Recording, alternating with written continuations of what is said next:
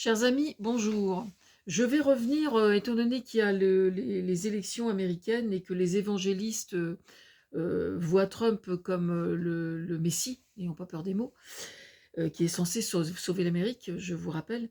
Donc, je reprends mon travail sur la toxicité des livres sacrés. Et la question donc était la suivante, parce que je mets un repère sur mon truc. Qu'est-ce qui fait que je me sens légitime pour écrire sur les livres sacrés? Donc il y a plein de raisons différentes, mais c'est notamment des souvenirs d'enfance qui en sont à l'origine.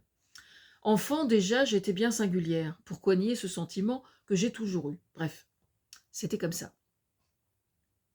Les faits se sont produits lors d'une retraite pour préparer la communion privée, je crois, ou la confirmation. Pour être franc, je ne me souviens plus précisément. En fait, je ne me souviens plus. Enfin, j'ai été victime d'un pédophile quand j'étais enfant, mais j'avais aux alentours de 9 ans, mais je ne sais pas si c'était avant ou après. C'est un mystère. Le fait que j'ai été victime d'un pédophile n'a absolument rien à voir avec l'Église, je tiens à préciser, hein. Voilà. Nous étions plusieurs dizaines d'enfants et je ne me souviens pas davantage de l'âge précis, 9 ou 10 ans peut-être. Les encadrantes, dont la sœur Marie-Dominique, celle-là même qui me bluffait parce qu'elle avait une véritable voix d'ange quand elle chantait lors des offices, étaient là aussi. Elle est juste adorable. Comme la salle paroissiale était non loin de l'église, on nous donna la consigne d'aller là-bas pour nous confesser. Non, mais rien que de le raconter, ça me fait toujours rigoler, vous allez voir.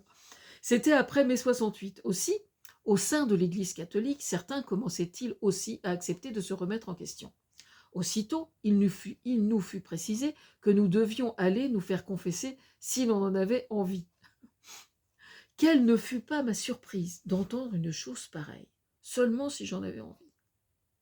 Je bondissais sur l'occasion, non pas de l'objectif de me singulariser particulièrement et faire ma maline, mais bien uniquement dans le but d'éviter de faire le déplacement pour rien, à me retrouver devant le curé et à devoir inventer des conneries que j'aurais soi-disant faites uniquement pour être conforme à ce que les religieux me demandaient. Petite précision, nous étions une flopée quand même, peut-être une trentaine de gamins, je ne sais plus exactement. Je décidai donc de rester là, planté, assis sur ma chaise, laissant aux autres le libre choix de suivre comme des moutons ce qu'on leur demandait. Je demeurai assise à ma table, sentant derrière mon dos le regard de la sœur Marie-Dominique, qui devait être aussi surprise de ma position que je l'avais été de cette opportunité qu'elle m'avait alors offerte ce jour-là. Ma copine Marie, copine d'école, fille d'agriculteur, comme moi, avait fait ce choix aussi. Mais elle, au bout de quelques minutes, sentant le regard un peu pesant peut-être, choisit de filer doux et renonça à me suivre et rejoignit très vite les moutons. Inutile de préciser, malgré le fait que c'était mon choix et que je l'assumais, que je trouvais le temps un peu long quand même. Le groupe revint et tout rentra dans l'ordre. Le dimanche arrivait, avec la messe, le matin, donc la confession, ou je sais pas quoi, pas la confession, la cérémonie, donc je ne sais pas si c'était la confirmation ou la communion privée, je ne me souviens plus.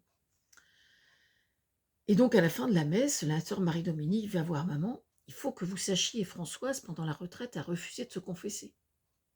Et là, vous vous dites, elle a trahi quand même. Non, non, non, non. Puis elle lui a précisé aussitôt, surtout, il ne faut pas la gronder, hein. C'est important de ne pas la gronder parce qu'on on lui avait proposé, donc mais je voulais simplement que vous en soyez informés. Une fois rentrée à la maison, maman m'interpella. Elle était furieuse. Elle m'a raconté ce que la sœur lui avait dit, en me précisant bien qu'on lui avait dit de ne pas me gronder. Mais elle ne put s'empêcher de conclure par un tonitruant. Mais enfin, mais qu'est-ce qui t'a pris?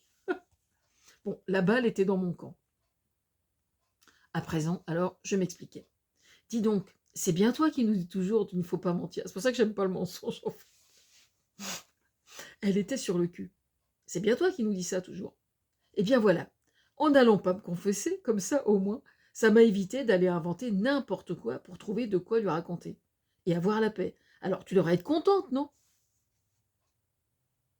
Elle demeurait la bouche entr'ouverte, complètement stupéfaite.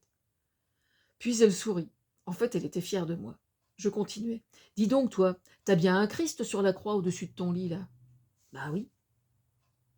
Bah, Si tu veux prier et lui dire 2 mots, tu besoin de personne. Eh bien moi, c'est pareil. Si j'ai des trucs à lui dire, j'ai pas besoin d'intermédiaire.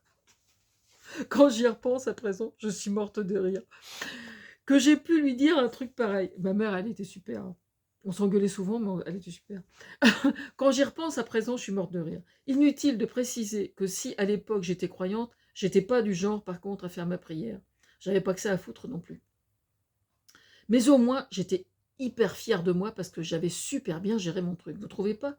Enfin, je me souviens avoir ressenti une véritable fierté d'avoir ainsi défendu ma position. En tout cas. Voilà.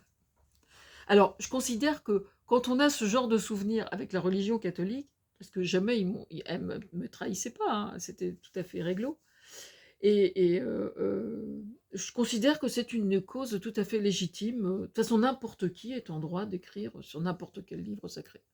Absolument n'importe qui. Voilà.